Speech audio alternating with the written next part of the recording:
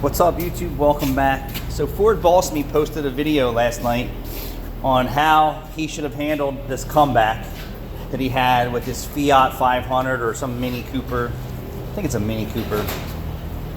And the customer came in, he had a misfire or something a few months ago, and he put some spark plugs in it, and I guess, told the customer to see how it is and drive it, and it was fine for a few months, and then the customer's back and he's hot and heavy. Well, if he's hot and heavy over a set of spark plugs, he's definitely got a situation on his hands.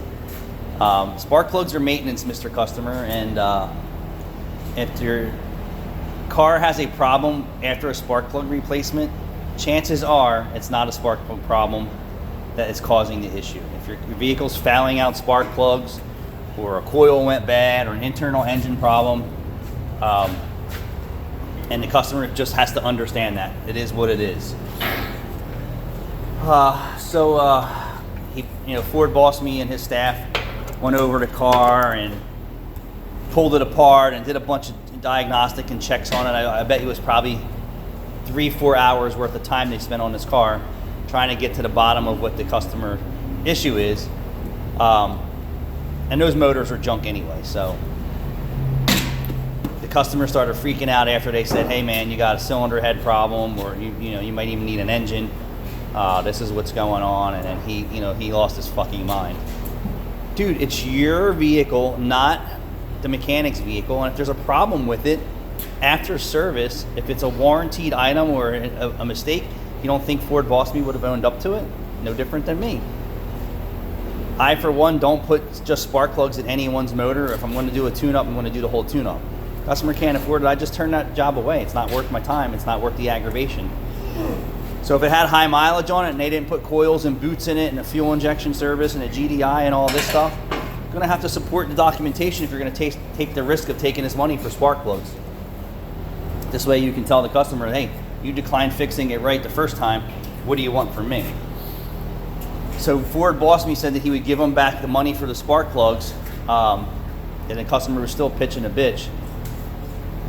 Here's what I would have done. You acknowledged the vehicle was a comeback. You took the steps to try and figure out, was it a problem you created, which just a set of spark plugs doesn't show up 3 months later. If a screwed up spark plug happened, it's usually the same day or the next day afterwards, and same thing with a coil problem.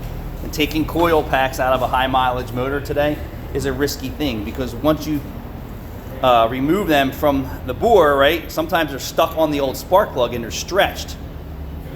And then when you take them out, the rubber is already damaged and it shrinks and causes a misfire. So that's why I don't like doing tune-ups without coils, or coil boots if they're available. Some coil boots, there is no availability.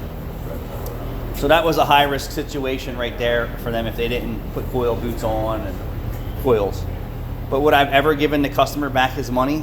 Absolutely not. Not for spark plugs. Not after spending 4 hours on the car or 5 hours and trying to give him a scenario of what's going on is, hey dude, just because you have a misfire again, it doesn't mean it's a spark plug problem. It could be injector, cylinder head, engine, antifreeze, oil, and that engine's a pile of shit anyway. So he threatened Ford Boss Me and all this stuff. Dude, if you made a mistake on someone's car and you feel that it's going so bad, and not a set of spark plugs in 3 months later, I'm saying the customer had an issue instantly after you serviced his car, or a week or two later, absolutely you want to do everything in your power to correct the situation, provided that he's not losing his fucking mind and taking the situation in a direction that is uncivil. Once the customer does that, they're used to doing that. That's their behavior. That's how they get over on everyone. That isn't the normal reaction of the entire population. Most people understand things happen. When someone starts losing their mind and cursing and carrying on, they already pre-program themselves with that behavior to do that everywhere they go, so they can get over on people. So I, for one, would have never given them back a refund for the spark plugs. I would have said, you're lucky I'm not charging you 4 hours labor for my time looking at your car, because you came back to the shop for me to look at your car again, so we don't work for free. So I think giving him his money back for the spark plugs was way excessive on your part. And you can still be done with that customer after you give them the bad news. Hey, dude, you got an internal engine problem.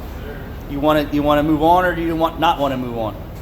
And I, for one, wouldn't pull the cylinder head off and go at that piece of shit. I'd say, yeah, you're getting a new long block from the dealer, and we're going to install it. If you don't like what I have to say, take it to the dealer and let them work on your car.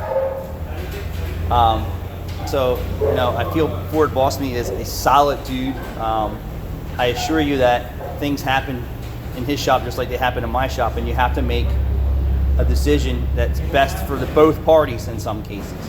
Parting way with that customer based on his behavior, absolutely. See you later, dude. They charge you $130 for a set of spark plugs or whatever it was, and 3 months later you have a problem. It's not my problem, that's your problem, sir. And then to find out that the misfire issues are not related to spark plugs. So, I don't know the whole makeup, but yeah, you're a little excessive there, in my opinion, Ford Boss Me. But, that's your feelings and that's your situation. I, for one, would have never given back that money, especially with today's customers who maintain nothing. They come in and their air filter, I'll give you a scenario, Volkswagen yesterday. Customer complained they failed inspection for a misfire. She just wants spark plugs. I get in the car, wipers are shot, wiper washer doesn't work. Can we talk about tire lights on, front end's falling the fuck out, pissing oil from the valve cover, pissing oil from the vacuum pump. YouTube, I took out a coil. I've never seen so much oil inside of a cylinder. Like, I thought it was in the wrong place. 150,000 mile car, right? I thought it looked like it was supposed to be there. Right. So I tell Rachel, hey, here's what I need.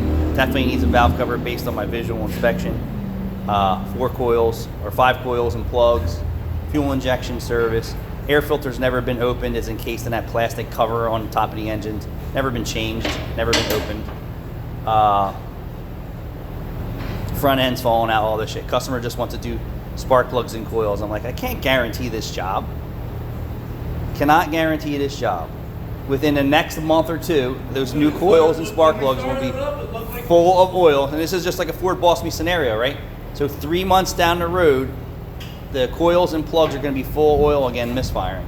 And you're going to be back complaining to me. Maybe. But will I do anything for that person? Absolutely not. I will warranty fucking nothing.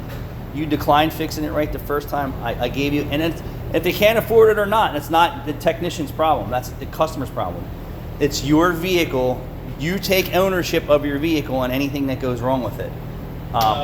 If it's a problem that's warranted or something like that, then yes, I assure you, Ford Boss Me, and even myself. And I've extended warranties to my regular customers well past 90 days and 1 year and even a few years later. It depends on how well they have been taking care of me over the years, right? Supporting me, and then therefore I'll support them. I don't support them. So I think you're a bit excessive on giving them the spark plugs back. Parting ways with this person after his behaviors, absolutely see you later. Let him go carry on in fucking the Fiat dealership or Mini Cooper dealership, whatever piece of shit car that is, and let them have that customer. You don't need that type of shit going on, especially 3 months later. I understand he could maybe be a little upset, like, hey, you just said I needed a set of spark plugs and you're back and it's misfiring again for under diagnostics, or maybe we missed something. But yeah, no. You've already extended your courtesy to that customer by taking the intake off, setting the camshafts, doing a compression check and a leak down check. That shit's got to be worth every bit of $800 at the dealership. And he got that for free from you. And consider that his parting gift. You're the man. Thanks for watching.